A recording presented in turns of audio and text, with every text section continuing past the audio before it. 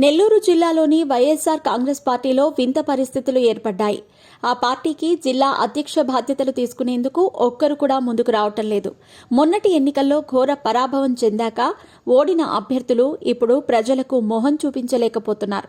YCP అధికారంలో ఉండగా అధ్యక్ష పీఠానికి మంచి డిమాండ్ ఉండేది. కేడర్లో ఎక్కడా తేడాలు రాకుండా ఉండేలా జగన్మోహన్ రెడ్డి మాజీ మంత్రులకు అధ్యక్ష పీఠాన్ని కట్టబెట్టారు. ఎన్నికల్లో ఓటమి తర్వాత రాజకీయంగా పరిస్థితులు మారిపోయాయి. ప్రస్తుతం అధ్యక్షుడిగా ఉన్న ఎమ్మెల్సీ పర్వతరెడ్డి చంద్రశేఖర్ రెడ్డి సేవలను రాష్ట్ర స్థాయిలో జగన్ వినియోగించుకోవాలనే ఆలోచనలో ఉన్నారు. దీంతో తదుపరి అధ్యక్షుడు ఎవరా అనే ఆసక్తికర టాక్ నడుస్తోంది. వైసీపీ స్థాపించిన తొలినాళ్లలో అప్పట్లో జెడ్పీ చైర్మన్గా ఉన్న కాకాని గోవర్ధన్ రెడ్డి వైసీపీకి నెల్లూరు జిల్లా అధ్యక్షుడిగా వ్యవహరించారు. అప్పటికి వైసీపీలో చేరిన వారిలో మోస్తారు వెయిట్ ఉన్న క్యాండిడేట్ కావడంతో ఆయనకు అధ్యక్ష బాధ్యతలు అప్పగించారు. ఆయన తర్వాత మేరిక మురళి అధ్యక్ష బాధ్యతలు అందుకున్నారు.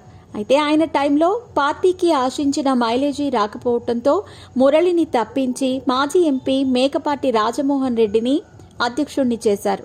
ఆయన కొద్ది కాలమే అధ్యక్షుడిగా కొనసాగిన నేపథ్యంలో మళ్లీ కాకానికే పగ్గాలు అప్పగించారు. కాకాని టైంలోనే మాగుంట లేఅవుట్లో పార్టీ జిల్లా కార్యాలయాన్ని ఏర్పాటు చేశారు. 2019లో వైసీపీ అధికారంలోకి వచ్చాక కూడా గోవర్ధన్ రెడ్డి అధ్యక్షుడిగా ఉన్నారు.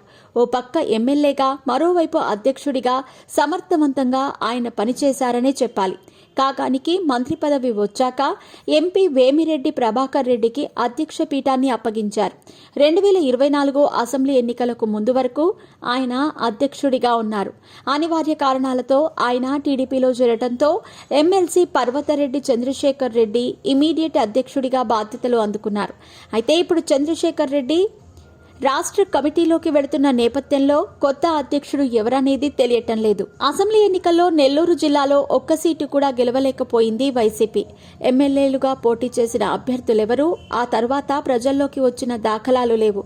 కొత్త ప్రభుత్వం ఏర్పడి 3 నెలలు గడుస్తున్నా ఇంతవరకు ప్రతిపక్ష నేతలు ఎక్కడా కనిపించటం లేదు. అధికారంలో ఉండగా బిల్డప్ కొట్టిన నాయకులు ఇప్పుడు పత్తా లేకుండా పోయారు. అప్పుడు విర్రవీగిన నేతలు కూటమి పార్టీలపై విమర్శలు చేయాలంటే ఆలోచించాల్సిన పరిస్థితులు ఏర్పడ్డాయి. అనవసర కేసులో ఇరికించి ఇబ్బందులకు గురి చేస్తారేమోనన్న భయంతో మాట్లాడేందుకు కూడా ముందుకు రావటం లేదు.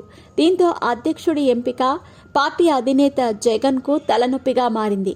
కాకాని ఒక్కడే అడపాదడపా ప్రెస్ మీట్లు పెట్టి అధికార పార్టీపై విమర్శలు చేసినా ఆయనలో కూడా ఒకంత భయం కనిపిస్తోంది.